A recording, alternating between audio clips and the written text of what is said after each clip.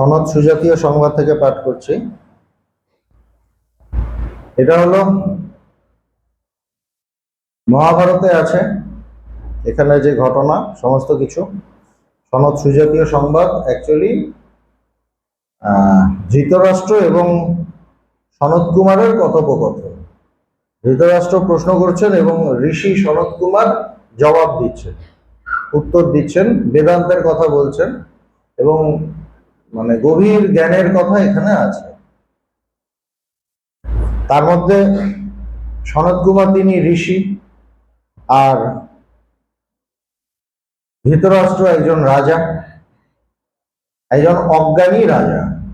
তার হাজার রকম মোহ আছে ছেলের ওপর, এর ওপর, এবং ছেলেরা যা খুশি তাই করছে। তিনি তাকিয়ে তাকিয়ে দেখছেন, কিছু বলতে পারছেন না। তো সেরকম একজনকে এই বেদান্তের উপদেশ দেওয়া হচ্ছে। তার মধ্যে আবার তিনি ভীত, কেননা সামনেই যুদ্ধ, কুরুক্ষেত্র যুদ্ধ, এবং যে কোনো মুহূর্তে তিনি বুঝছেন যে আমরা এই কৌরব পক্ষ সব মানে মিথ্যের মধ্যে আছে। সুতরাং সেদিকে উল্টো দিকে আবার কৃষ্ণ আছেন, অর্জুন আছে, ভীম আছে, বিরাট বিরাট ব্যাপার। তো তারা হয়তো মারা যাবেন, তারা থাকবেন না, এই ভয়েও তিনি, আমরা ভয়ে অনেক সময় ধর্মকর্মের দিকে ঢুকে যাই। যত না ভালোবাসা, ঈশ্বর প্রতি ভালোবাসায় আমার এই পথে মানে মন হয়, অনেক সময় ভয়ও হয়। তো তার ভয়ে একটু মন হয়েছে এইসব আধ্যাত্মিক কথা শোনার, এবং তিনি কিছু কিছু প্রশ্ন করছেন এবং উত্তরটাও হচ্ছে।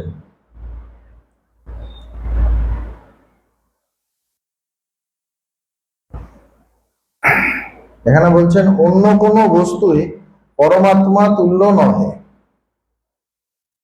সেই পরমাত্মার রূপের কোনো তুলনা নাই, এবং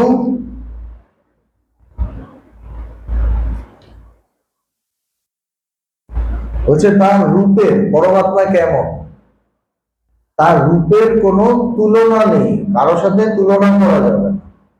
তিনি এত সুন্দর, তিনি সুন্দর বলতে তিনি কোনো যে বিশেষ আকারে আছেন তা নয়, কিন্তু বলছেন তার সাথে তুলনা করা যাবে না।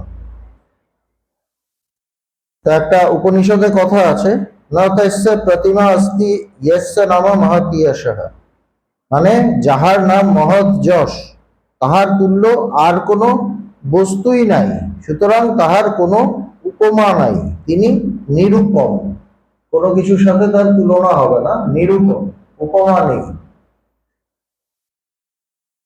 তাকে বলছে মহৎ যশ, মানে তার যশ সব থেকে বেশি, তার কীর্তি সব থেকে বেশি।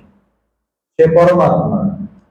পরমাত্মা কি আমাদের যে ভেতরের আমি, অহংকার না, অহংকারেরও পেছনে যিনি আমি আছেন তিনি সেই পরমাত্মা। বেদান্তে কি বলছে, বলছে যে অহং ব্রহ্মাস্মি, মানে আমি সেই ব্রহ্ম, আমার মধ্যেই সেটা আছে। সুতরাং সেটাই মহৎ যশ। মহৎ যশ মানে তার মহান কীর্তি আর কারণ নেই।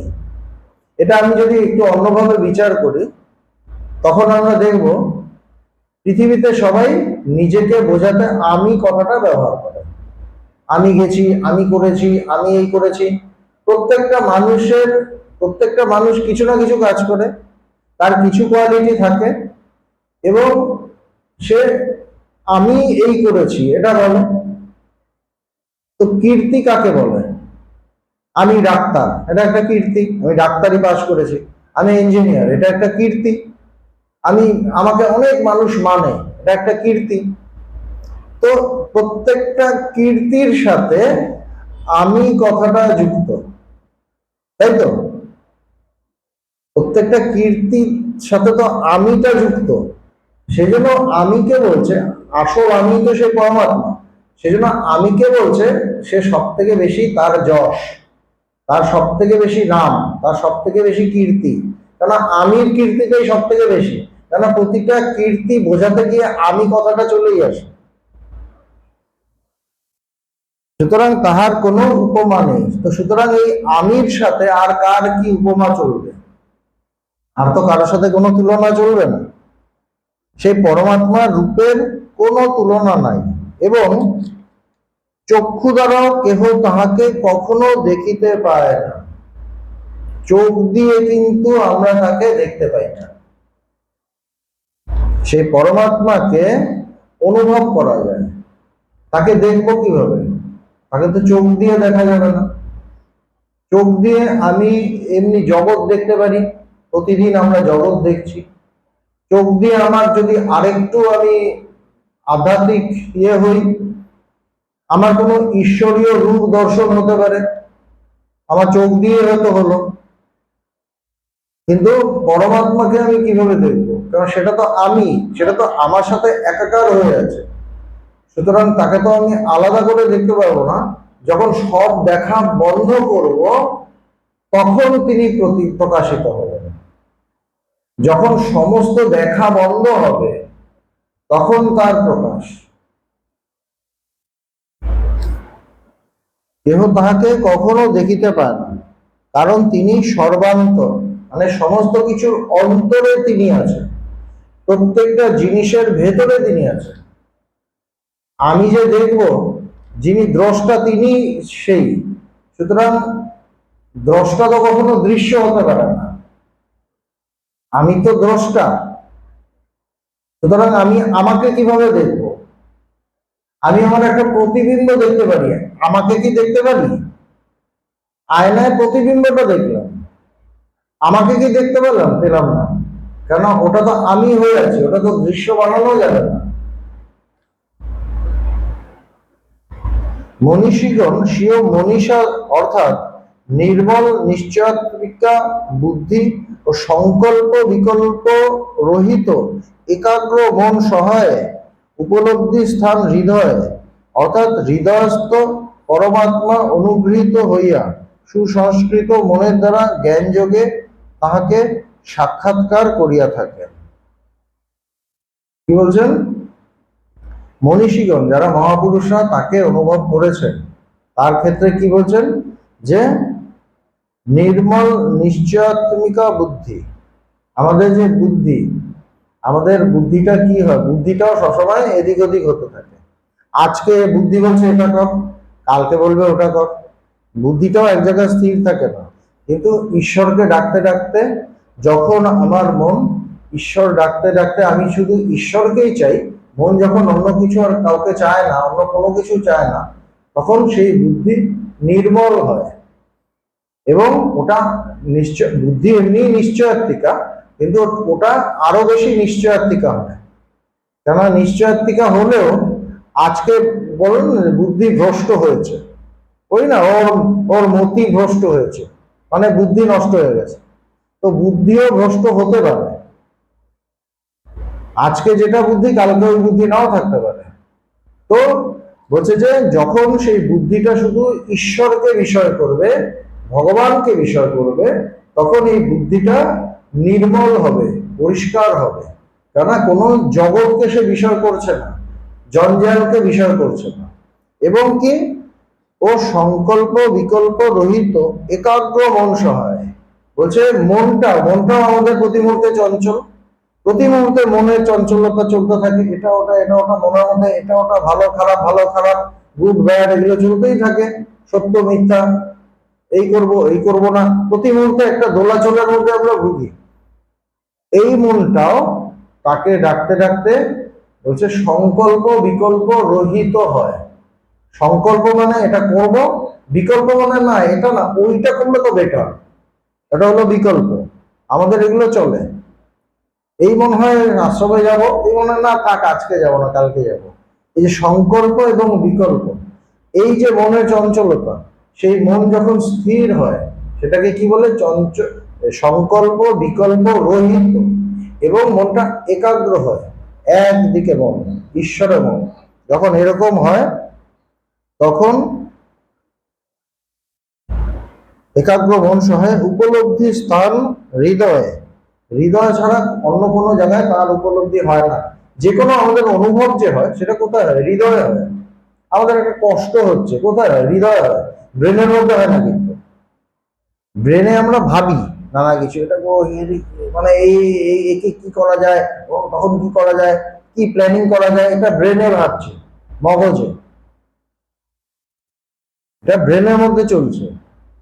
আর আরেকটা হয় আমাদের উপলব্ধি স্থান কোথায়, আমাদের হৃদয়, তো সেখানে উপলব্ধি হয়। তো একাগ্র মন সহায়ের উপলব্ধি স্থান হৃদয়, অর্থাৎ হৃদয়স্থ পরমাত্মা অনুগৃহীত হইয়া যেখানে তার বাস, স্বয়ং ঈশ্বরের বাস, তিনি আমাকে কৃপা করেন। যখন তিনি আমাকে কৃপা করেন, আমার মন এবং বুদ্ধি যখন স্থির হয়, মন বুদ্ধি শুধু তাকেই চায়, তখন হৃদয়ে যে তিনি আছেন, তিনি আমাকে কৃপা করেন, পরমাত্মা অনুগৃহীত হইয়া তাহাকে সাক্ষাৎকার করিয়া থাকেন। তখনই ঈশ্বরের অনুভব হয় ভেতরে, আমাদের হৃদয়ে তখন তার অনুভব হয়। অনুভবটাই আসল ব্যাপার, তার কৃপাতেই তার অনুভব হয়। কিন্তু আমাকে যে কিছু করতে হবে না, তার শুধু কি সবকিছুই কি তার কৃপা? বলছে না, আমাকে আমার বুদ্ধি এবং মনটাকে স্থির করতে হবে। সব তো তিনি করে দেবেন না, আমাকেও তো কিছুটা এগোতে হবে। তিনি 10 পা এগোন ঠিকই, কখন? যখন আমি 1 পা এগোই, তখন তিনি 10 পা এগোন। আমি যদি এগোবই না, তাহলে তিনি এগোবেন না, আমাকে কিছু করতে হবে। এই যে কিছু করার মধ্যে কি বলছে, আমার মন বুদ্ধিকে স্থির করা, এইটুকু আমাকে করতে হবে। যখন করব তখন তার প্রকাশ হবে, তিনি আমাকে কৃপা করবেন। কৃপা করলে তাকে অনুভব করা যাবে। এই অনুভবটা কিরকম হবে? পরমাত্মার অনুভব কিরকম হয়? অনুভব হয় অদ্বৈত ভাবে, যে আমি সে, আমি তিনি, অহম ব্রহ্মাস্মি, আমি সে ব্রহ্ম, এইভাবে তার অনুভবটা হয়। আমি সেই এই প্রকার অভিন্ন রূপে আচার্য শঙ্কর বলিয়াছেন, স্বস্বরূপ অনুসন্ধান ভক্তিরিত্য ভিদিয়তে, স্বস্বরূপ অনুসন্ধানী ভক্তি। শঙ্করাচার্য বিরাট বড় মহাপুরুষ, জ্ঞানের একদম রাজা, সম্রাট, তিনি কি বলছেন? ভক্তি কাকে বলছে? ভক্তি হলো নিজেকে খোঁজাটাই ভক্তি। স্বস্বরূপ অনুসন্ধানম ভক্তিরিত্য ভিদিয়তে, বলছে নিজেকে যে খোঁজা, নিজেকে খুঁজে বার করা, সে যে খোঁজা, ওই যে চেষ্টা, ওই যে চাহিদা, আমি তোমাকে খুঁজতে চাই, আমি আমাকেই খুঁজতে চাই, সেটাকেই বলছে ভক্তি। শ্রুতিও বলিয়াছেন, যস্য দেবে পরাভক্তি তথা দেবে তথা যথা দেবে তথা গুরু। একটা শ্লোক আছে, বলছে যে তার মানেটা হলো, যাহার দেবতার প্রতি অনন্য অভেদরূপা ভক্তি হয় এবং যেমন দেবতাতে তদ্রূপ ভক্তি গুরুর প্রতিও বিদ্যমান, সেই মহাত্মার নিকটই এই বেদান্তোক্ত তত্ত্ব প্রকাশিত হইয়া থাকে। শ্বেতাশ্বতর উপনিষদে বলছে যে ঈশ্বর যাকে আমি ডাকছি, যিনি আমার ইষ্ট, যাকে আমি পেতে চাই, বা পরমাত্মা যাকে আমি পেতে চাই, তার উপর যখন আমার ভক্তি হবে, তার উপর ভক্তি হলে কি তাকে লাভ করতে পারবো? বলছে না, শ্বেতাশ্বতর উপনিষদের কথা, বেদের কথা বলছে, তার উপর ভক্তি হলেই তাকে লাভ করতে পারবে না। বলছে তার উপর যেরকম ভক্তি, যতটা ভক্তি, সেই একই ভক্তি গুরুর ওপর হতে হবে, সেই একই ভক্তি গুরুর ওপর হতে হবে। যথা দেবে তথা গুরু, বলছে গুরুর ওপর যেরকম ভক্তি, তার উপর ঈশ্বরের উপর সেরকম ভক্তি। এটা যদি হয়, তার মানে কি, আমি গুরু এবং ঈশ্বরকে আলাদা করছি না, এক করছি, যে তিনি এক। ঠাকুর রামকৃষ্ণদেব বলছেন, স্বয়ং সচ্চিদানন্দ গুরু রূপে আসে। তফাৎটা কি? তাকে শুধু মানে একটা মানুষ রূপে দেখা যায়, কিন্তু আমার ভেতরে যেটা আসবে, যে আসতে হবে, যে তিনি স্বয়ং পরমাত্মা, বা তিনি স্বয়ং ঈশ্বর, গুরুই স্বয়ং ঈশ্বর। এইভাবে যার ভক্তি, একদম যস্য দেবে পরাভক্তি যথা দেবে তথা গুরু বলে দিচ্ছে। তস্যৈতে কি একটা আছে, প্রকাশান্তে মহাত্মা, বলছে তার মধ্যে সেই প্রকাশটা হয়। তস্যৈতে কথিত অর্থ প্রকাশান্তে মহাত্মা, গুরুর প্রতি বিদ্যমান সেই মহাত্মার নিকটই এই বেদান্তোক্ত তত্ত্ব প্রকাশিত হইয়া থাকে। যার মধ্যে এটা আছে, যিনি গুরু এবং ঈশ্বরকে এক করে দিয়েছেন, আলাদা করছেন না, তাদের একই ভক্তি তাদের মধ্যে, তার মধ্যে সেই ঈশ্বরীয় প্রকাশ ঘটে, তার মধ্যে তিনি সত্যকে জানতে পারেন, তার জীবন পাল্টে যায়, তিনি সেই সত্যকে জানতে পারেন। এইরূপ দর্শন দ্বারা তাহারা অমর অর্থাৎ সংসার বন্ধন হইতে চিরমুক্ত হইয়া যান। যার এই অনুভবটা হয় তারা কি হন? সংসার থেকে পুরো চিরমুক্ত হয়ে যান, সংসার বন্ধন থেকে। বন্ধনটা কোথায় থাকে? বন্ধনটা সংসারের মধ্যে থাকে না, সংসার বন্ধন সংসারের মধ্যে থাকে না, সংসার বন্ধন মনের মধ্যে থাকে। সংসার বন্ধনের কারণ নয়, আমার মনের আসক্তি আমার বন্ধনের কারণ। ঈশ্বর লাভ হলে বা তাকে জানলে বা নিজেকে জানলে বা পরমাত্মাকে জানলে কি হয়? সেই বন্ধন কেটে যায়, মনের বন্ধন কেটে যায়। সংসারের মধ্যেই তিনি থাকেন, কিন্তু তিনি কোনো কিছু দ্বারা যুক্ত থাকেন, সমস্ত কিছু থেকে বিযুক্ত থাকেন, কিন্তু সমস্ত কিছুর মধ্যে থাকেন।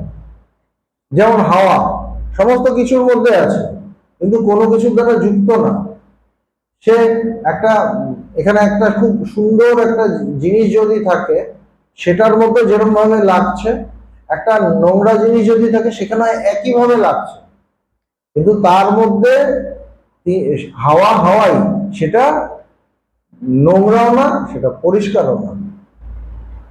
আকাশ যেরকম সমস্ত কিছুর মধ্যে থাকে, সমস্ত কিছুর মধ্যে, কিন্তু আবার কোনো কিছুর মধ্যেই থাকে না, সেরকম যার এই জ্ঞান হলো, যার এই অনুভব হলো, সে সমস্ত কিছুর মধ্যে থাকলেও কোনো কিছুর মধ্যে থাকে না, এবং সেটাই সেই চরম অবস্থা, বন্ধন শূন্য অবস্থা, বন্ধনবিহীন।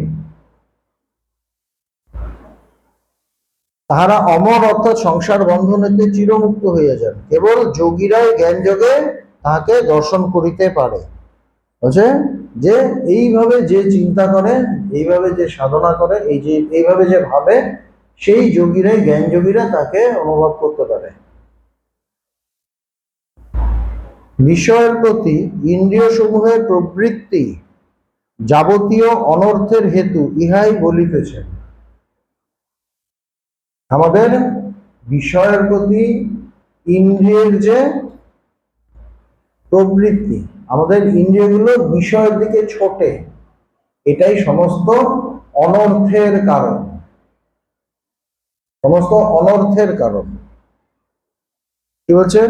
যে পঞ্চ জ্ঞানেন্দ্রিয়, পঞ্চ কর্মেন্দ্রিয়, মন ও বুদ্ধি, এই দ্বাদশটি পুগ মিলিত এক মহাপুগ অর্থাৎ বহু পুরুষের সহিত সম্বন্ধ হওয়াতে প্রত্যেকটি ইন্দ্রিয়কে পুগ বলা হইয়াছে। পরমাত্মা রক্ষিত সদা গতিশীল দ্বাদশ ইন্দ্রিয়গণ আপন আপন বিষয়কে যাহা মধু তুল্য নিয়মন করিয়া থাকে, অর্থাৎ নিজ নিজ নির্দিষ্ট বিষয় অনুভব করিয়া থাকে। বলছে আমাদের পাঁচটা জ্ঞানেন্দ্রিয়, পাঁচটা কর্মেন্দ্রিয়, ইন্দ্রিয়গুলো যে আছে, এবং তার সাথে মন এবং বুদ্ধি, এই 12টা, তারা কি করে? বলছে যে দ্বাদশ ইন্দ্রিয়রূপ এই মহাপুগ স্মরণশীল নদীর ন্যায় সতত প্রবাহিত, পরমাত্মা কর্তৃক রক্ষিত অর্থাৎ চালিত হইয়া জীব সমূহকে অবিমিশ্র ভাবে বিষয় মধু পান করাইতেছে। ইন্দ্রিয়গুলো প্রতি মুহূর্তে চলছে। চোখ, প্রত্যেকটা ইন্দ্রিয়ের বিষয় আলাদা। আমি সেদিন বলেছিলাম, চোখের বিষয় হলো রূপ, ভালো রূপ, যে রূপ আমি দেখতে চাই সেই রূপ। কানের বিষয় হলো ভালো শব্দ, কোন শব্দ। আমাদের এই যে চামড়া, ত্বক, এর বিষয় কি? স্পর্শ। আমি তো চোখ দিয়ে কিছু শুনতে পাবো না, কান দিয়ে কিছু দেখতে পাবো না। তারপর জীবের বিষয় কি? নানা রকম টেস্ট, আস্বাদন করা। এরকম পাঁচটা ইন্দ্রিয়ের 5 রকম বিষয়। প্রত্যেকটা ইন্দ্রিয় তার তার বিষয়ে যেতে থাকে, তার প্রবৃত্তি হলো তার মতো করে বিষয় ছোটা। এরকম 5টা ইন্দ্রিয়। এবং অর্থাৎ চক্ষু রূপী দর্শন করে, শব্দ শ্রবণ করে না। প্রত্যেক ইন্দ্রিয়ই স্ব স্ব বিষয়েই যায়, সুতরাং সংকর বা মিশ্রণ হয় না।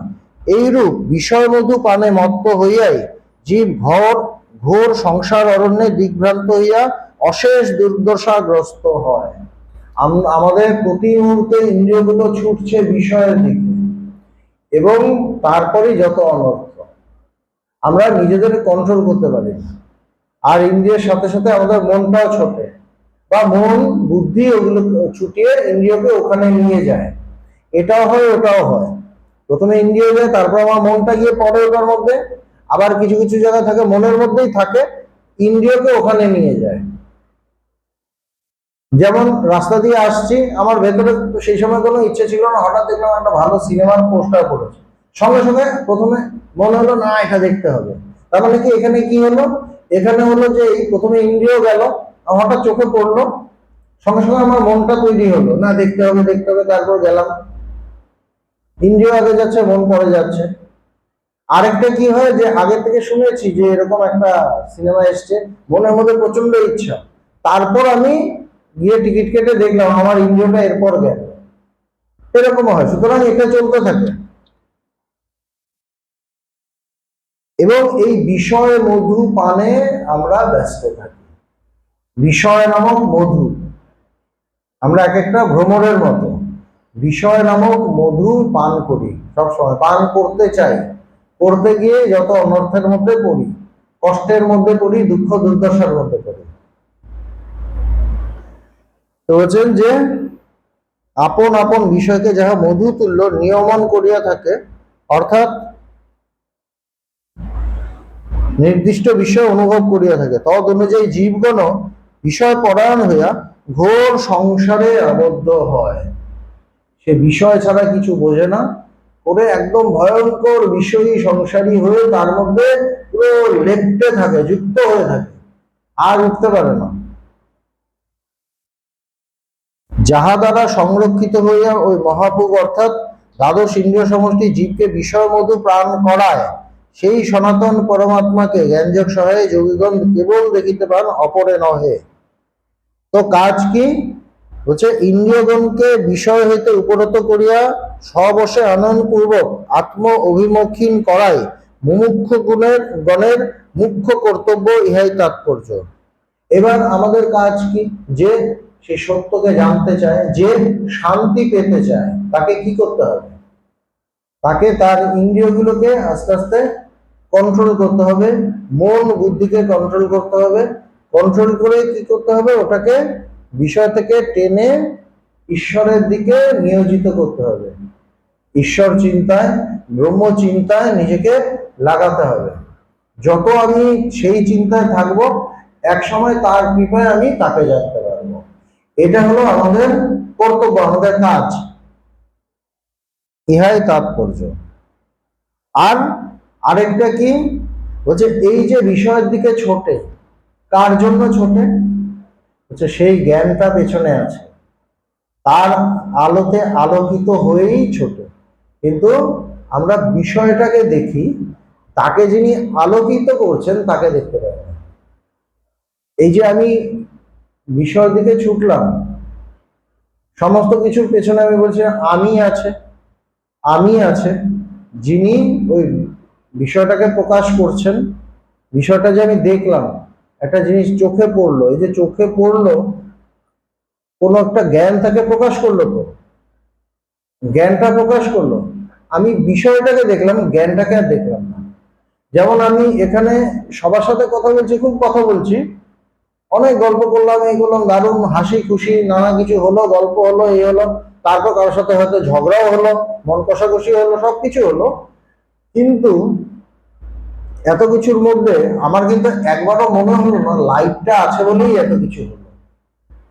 লাইটটা ছিল, লাইট কিন্তু একদম অনাসক্ত ভাবে, নিষ্ক্রিয় ভাবে সমস্ত কিছুকে দেখাচ্ছে। লাইট আছে বলে এত কিছু হচ্ছে, সূর্য আছে বলে এই জীবন চলছে। সেরকম আমাদের ভেতরে সেই জ্ঞান রূপ আত্মা, তিনি আছেন বলেই আমরা বিষয়ের দিকেও ছুটছি। তিনি না থাকলে ছুটতে পারতাম না, কোনো আমাদের অস্তিত্বই থাকতো না। কিন্তু এই যে আমিটা সবসময় আছে, বিষয়ের দিকে ছুটছি। এইটা মনে হচ্ছে না আমিটাকে খুঁজিয়ে আমিটা কে, বা এই জ্ঞানটা যে সমস্ত কিছু দেখাচ্ছে তিনি কে তাকে খুঁজি, সেইটা আর মনে হয় না। সেইটা যার মনে হয় ঈশ্বরের কৃপায় সে তাকে জানতে পারে, তাকে অনুভব করতে পারে। ভ্রমর যে রূপ অর্ধমাস সঞ্চিত পুষ্পমধু অপর অর্ধমাসে পান করে। বলছে যে ভ্রমরের কাজ কি? ভ্রমর অর্ধেক মাস ধরে মধু সঞ্চয় করে, আর বাকি অর্ধেক মাস সেটাকে খায়, পান করে। ভ্রমর সংসারে ভ্রমণ করিয়া থাকে বলিয়া ভ্রমর, জীব সংসারে ভ্রমণ করিয়া থাকে বলিয়া ভ্রমর।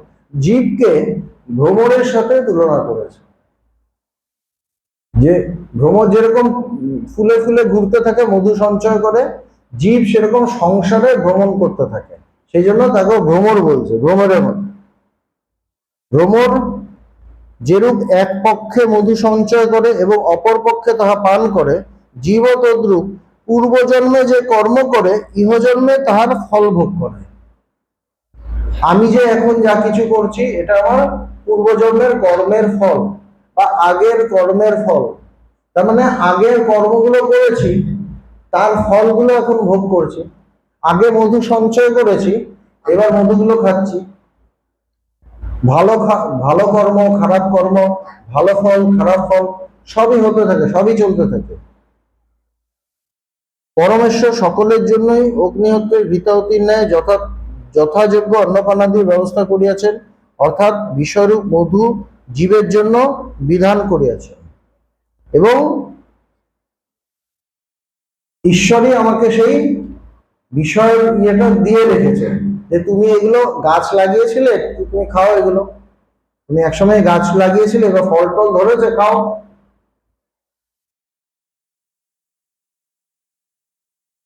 তদ্রূপ পরমেশ্বর জীবের পূর্বজন্মের কর্ম অনুসারে তাহাদের সকলের জন্য অগ্নিহোত্রের আহুতিযোগ্য অবি সদৃশ ইহজন্মে ভোগ্য বিবিধ অন্নাদির বিধান করিয়াছেন।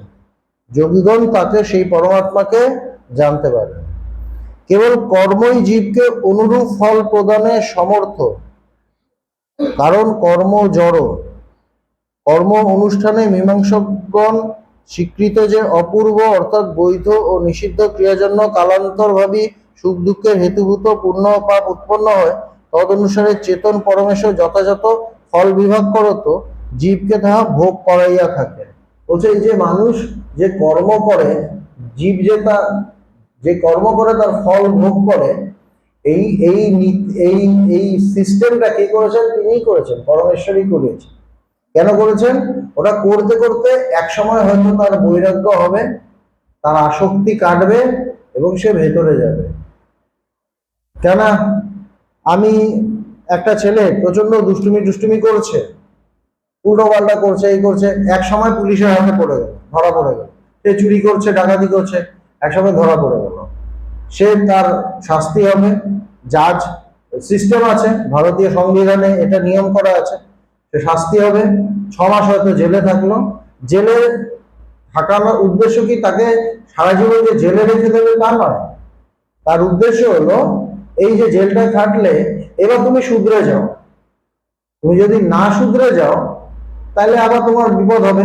জেলে যখন সে জেলটা কাটছে তখন তার হয়তো কারো কারো একটা অনুতাপ হচ্ছে যে এটা আমি ঠিক করিনি, এখন আমাকে পাল্টাতে হবে, এখন আমাকে পাল্টাতে হবে, পাল্টানো দরকার এখন। তো দেখা যাচ্ছে যে তারপর যখন বেরোলো ভালো হয়ে গেল। তো এই যে কর্ম এবং তার ফল, এই যে বিধানটা ঈশ্বরই করেছেন, পরমেশ্বরই করেছেন। কেন? যাতে মানুষ বুঝতে পারে কর্মফল ভোগ করতে করতে যে না, এটা আমি ঠিক করিনি, এই জন্য বাজে বাজে কর্ম করেছি বলে বাজে ফল ভোগ করছি, এরপরে আমি বেটার হব। এইবার তার যখন আরেকটু আধ্যাত্মিক মনন হবে তখন সে বুঝবে যে এই জগতে ভালো ফল খারাপ ফল বলে কিছু হয় না। জগতে প্রত্যেকটা জিনিস সুখ দুঃখ মিশ্রিত, পাপ পুণ্য মিশ্রিত, ভালো আছে খারাপও আছে। কোনো জিনিস পুরো ভালো হয় না, কোনো জিনিস পুরো খারাপ হয় না। খারাপের মধ্যে ভালো আছে, ভালোর মধ্যে খারাপ আছে, সুতরাং দুটোই খারাপ। আমি যদি একটা কয়েন নেই, হেড নেব বলে, আমার টেলটা আসবেই। আমি যদি সুখকে চুজ করি, দুঃখ আসবেই। আমি যদি ভাবি যে সুখ নেব, দুঃখও আসবে, উপায় নেই।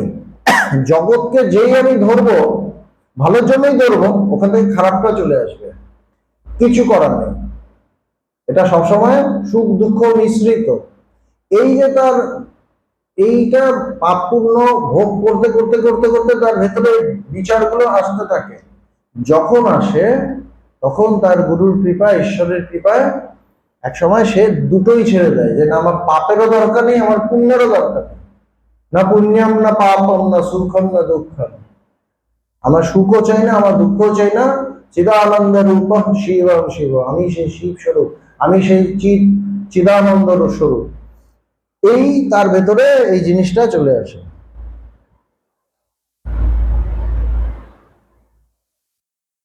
যোগীগণ সেই ব্রহ্মকে, সেই পরমাত্মাকে জানতে পারেন।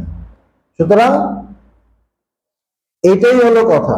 এইভাবে আস্তে আস্তে একজন মানুষের ভেতরে পরিবর্তনটা হয়, যে ঠিকভাবে ভাবে, ঠিকভাবে ভাবতে পারে, এবং যে প্রথমে ধরতে পারে এই ব্যাপারটা, এই রহস্যটা, তারপর আস্তে আস্তে তার পুরো মনটাকে, মন বুদ্ধি সমস্ত কিছুকে সংযত করে ঈশ্বরে বা ব্রহ্মে ভেতরে তাকে খোঁজার জন্য লাগিয়ে দেয়। তখন তার কৃপায় হৃদয়ে তার অনুভব হয়, এবং তার অনুভব হলে সে দেখে সব পেয়ে গেছে, এমন কিছু নেই যে সে পায়নি, তার কিচ্ছু পাওয়ার বাকি নেই, একদম সে রাজা হয়ে যায়।